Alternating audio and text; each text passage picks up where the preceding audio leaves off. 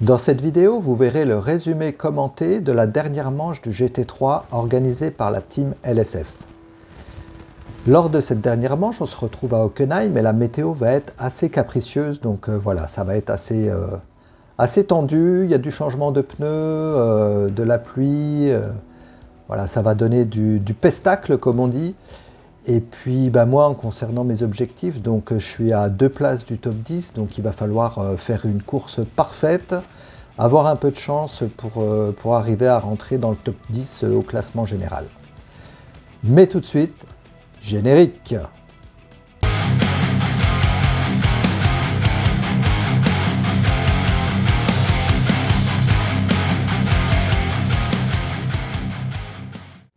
Salut, c'est Duke, bienvenue sur ma chaîne.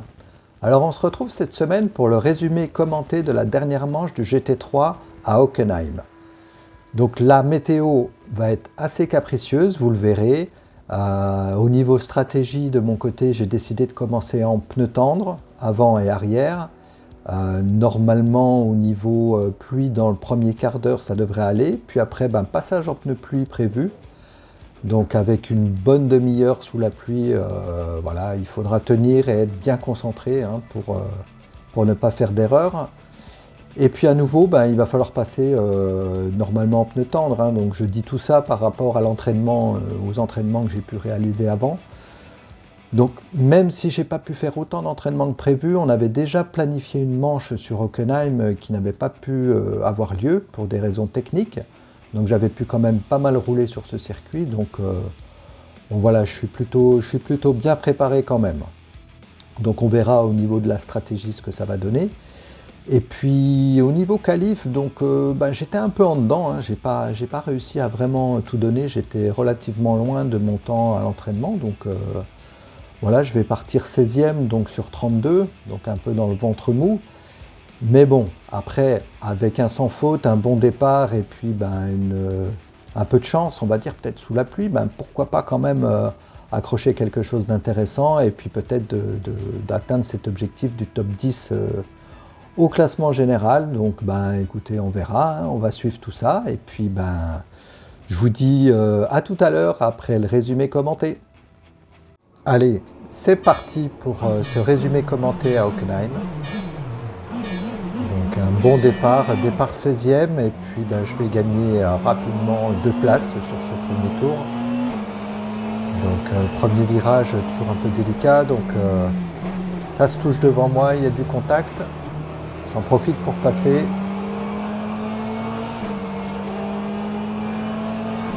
Voilà, donc première partie de course, j'ai prévu donc d'être en pneus tendres à l'avant et à l'arrière. Voilà, la pluie devrait arriver dans les 15 premières minutes, donc pas de problème de ce côté-là, ça te permet d'avoir du rythme.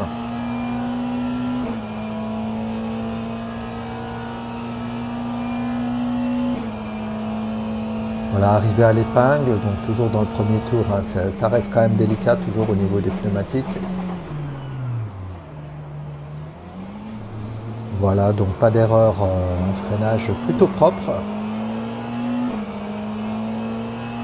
Donc il y a encore une bonne meute sur ce premier tour. Encore plus de 30 pilotes au départ, donc ça c'est vraiment sympa. Ça permet d'avoir de la bagarre très souvent dans toutes les portions du circuit.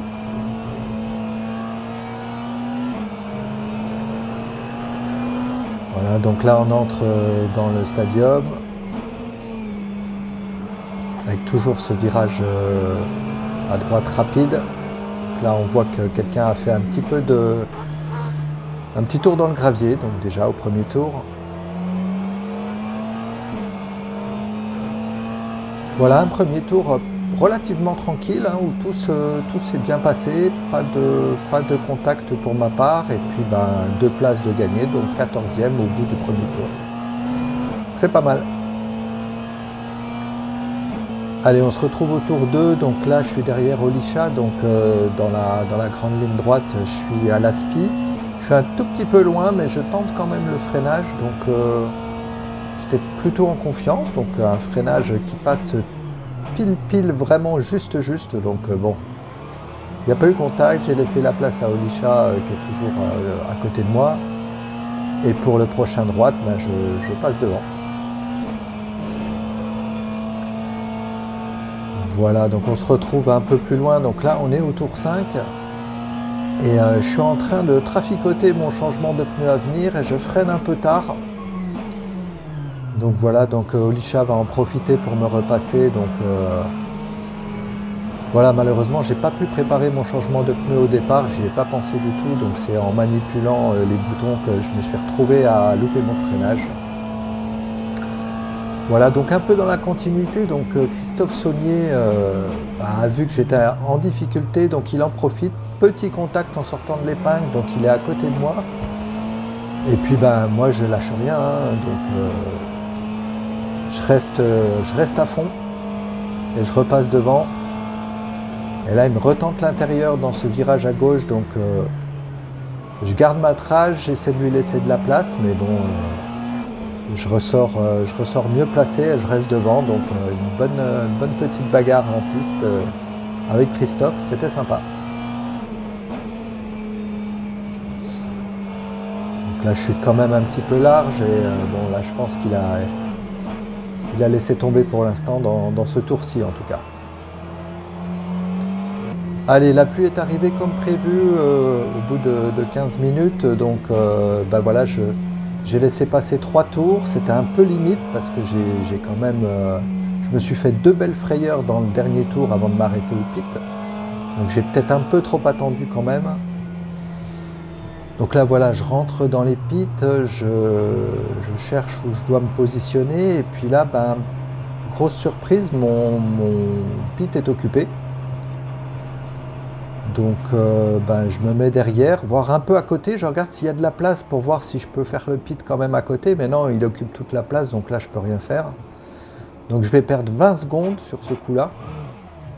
Je recule un petit peu, je me mets un peu en position pour... pouvoir prendre la place tout de suite. Mais bon, ça dure une plombe, hein. Là je suis un peu blasé quand même, donc j'avance et puis ben, je peux quand même faire mon passage au pit et changer les pneus et passer en pneus pluie. Voilà, là on est au 16e tour, donc le freinage à l'épingle est délicat, donc si on anticipe bien, on peut passer les autres pilotes. Donc voilà, là je passe Pierre en l'occurrence. Donc à ce moment-là, en étant reparti 20e des pits, là je suis 18e. Donc j'espère encore grappiller des places à ce moment-là de la course, hein, même si bon, je vois bien que le top 10, c'est pas pour moi cette fois-ci. Hein. Voilà, donc là je suis derrière Laurent, donc pareil, hein, il sort un peu large, donc j'en profite toujours. Donc voilà, je passe 17e. Donc on est au tour 22.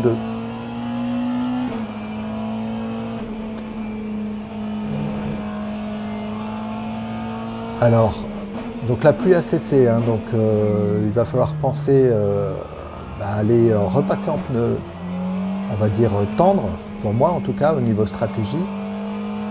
Donc ça va être le moment pour moi de passer en pneus tendre. Donc on est au tour 25. Donc là, heureusement, mon pit ne sera pas occupé cette fois-ci, donc je ne perdrai pas plus de temps que ça. Et donc je vais ressortir ensuite 21e et je serai chaussé de tendre à l'avant et tendre à l'arrière toujours. Et puis un peu plus loin, j'attaque fort sur la bordure et je me paye un beau 360. Donc là, aucun dégât, je repasse la première. Les deux derrière, Olisha et Pierre, ont dû être bien surpris. Ils ont dû avoir un peu peur d'être accrochés au passage. Donc là, je repars, je reprends mes esprits et je vois que tout va bien. Les pneus ont un peu surchauffé, mais bon, voilà, je perds quand même 2 places dans l'histoire.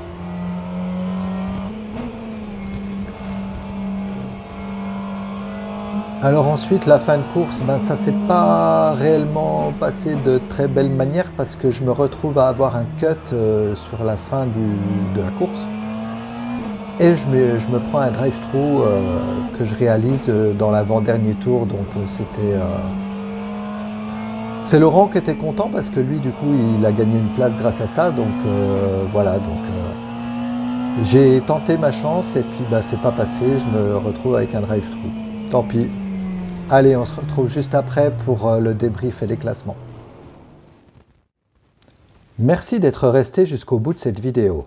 Si ce contenu vous plaît, vous pouvez liker, commenter et surtout vous abonner en n'oubliant pas d'activer la petite cloche pour ne rater aucun prochain résumé commenté. Alors ce débrief de la dernière course de cette saison 8 de GT3, j'étais quand même en dedans, hein. J'ai pas pu exprimer vraiment tout ce que je voulais. Et un peu à l'image de la qualif, hein, la course a été quand même plutôt moyenne, hein, parce que départ 16e, arrivée 19e, donc c'est pas du tout positif, hein, c'était pas du tout l'objectif en tout cas. J'ai fait quelques petites erreurs, sans trop de... C'était pas trop grave, mais j'ai quand même fait des petites erreurs. J'ai pas non plus eu beaucoup de chance avec ce pit où j'arrive et mon emplacement est occupé, donc je perds 20 secondes à ce moment-là. Et puis j'ai tenté un peu aussi fan course, mais ça n'a pas réussi, hein. Je me retrouve avec un drive-thru à cause des cuts. Je pensais que ça passerait et c'est pas passé. Donc voilà, pas une bonne dernière manche, hein, quand même. Bon, c'est pas catastrophique, mais voilà, on peut pas dire que ce soit une course très positive pour le Duke en tout cas. Au niveau des classements, donc classement pilote de mon côté, je rate l'entrée dans mon top 10, hein. Donc là c'est clairement une contre-performance, donc je me retrouve, je passe de la 12e à la 13e place. Donc bon, ça reste honorable, hein, de finir 13e de ce championnat, mais je pense qu'il y avait matière à faire un petit peu mieux, donc voilà, une petite déception quand même. Au niveau classement team, donc mon coéquipier Gebron était plutôt en forme, il termine 7e, mais bon, étant donné ma performance, c'est pas suffisant pour garder cette 5e place, donc on glisse à la 6e place par équipe.